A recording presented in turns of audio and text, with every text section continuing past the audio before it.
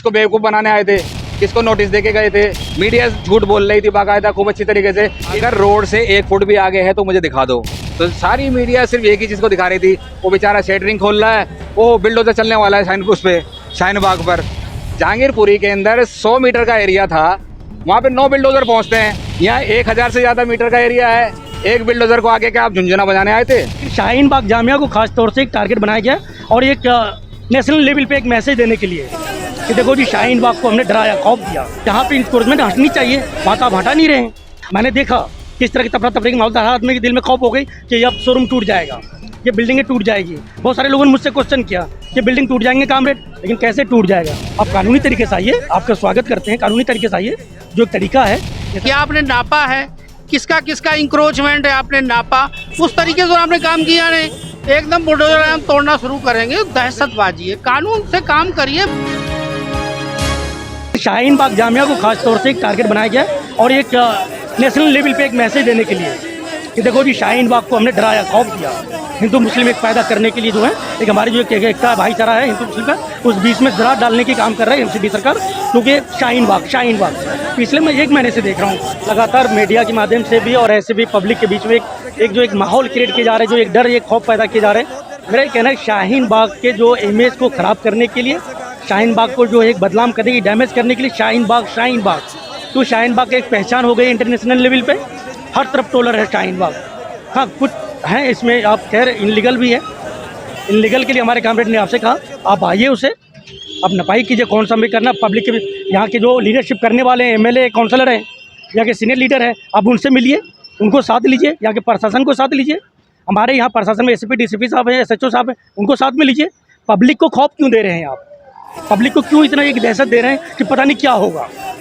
लेकिन जहाँ पे और जहाँ पे इंक्रोचमेंट हटनी चाहिए वहाँ तो आप हटा नहीं रहे हैं।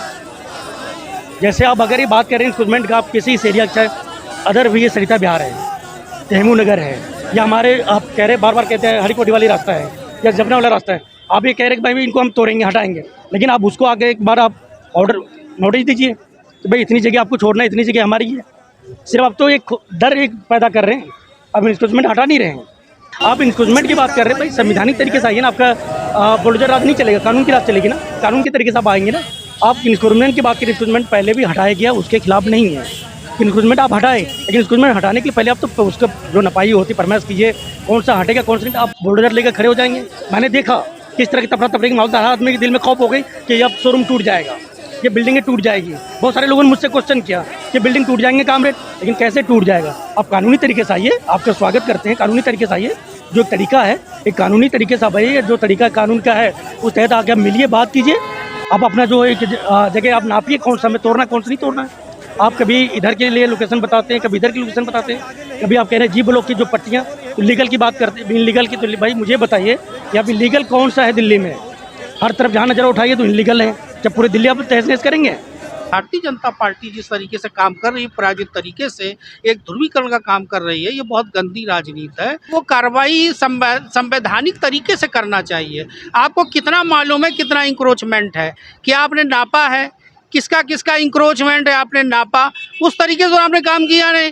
एकदम बुलडोजर हम तोड़ना शुरू करेंगे, दहशतबाजी है। कानून से काम करिए। मेरा इंक्रोचमेंट के वो नहीं कि मैं इंक्रोचमेंट के खिलाफ हूँ, ऐसा कुछ नहीं है। सवाल इंक्रोचमेंट के आड़ में किसी भी माइनॉरिटी को यानी दहशत में लाने की ज़रूरत नहीं है। ये सेकुलर गवर्नमेंट है, संवैधानिक गवर्नमेंट है, और ये हिंदू राष्ट्र बनाना चाहते हैं। इस तरीके से ये पूरे माहौल पैदा कर रहे हैं, तोड़ फोड़, और ये ज़्यादातर मुस्लिम इलाकों को ही ये टारगेट कर रहे हैं। जैसे पहले अल्फाज में कहा गया था कि वाकई में यहाँ पे एक ड्रामा सा बनाया गया है, हकीकत में ये ड्रामा ही बनाया गया है।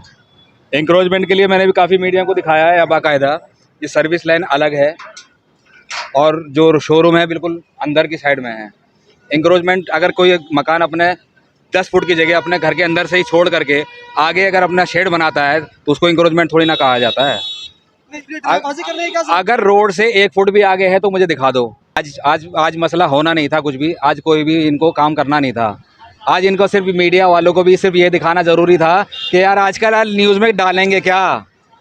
जहांगीरपुरी के अंदर 100 मीटर का एरिया था, वहाँ पे 9 बिल्डोजर पहुँचते हैं। आप समझिए इस बात को, 9 बिल्डोजर पहुँचते हैं। यहाँ 1000 से ज़्यादा मीटर का एरिया है। एक बिल्डोजर को आगे क्या आप झुंझुना बजाने आए थे?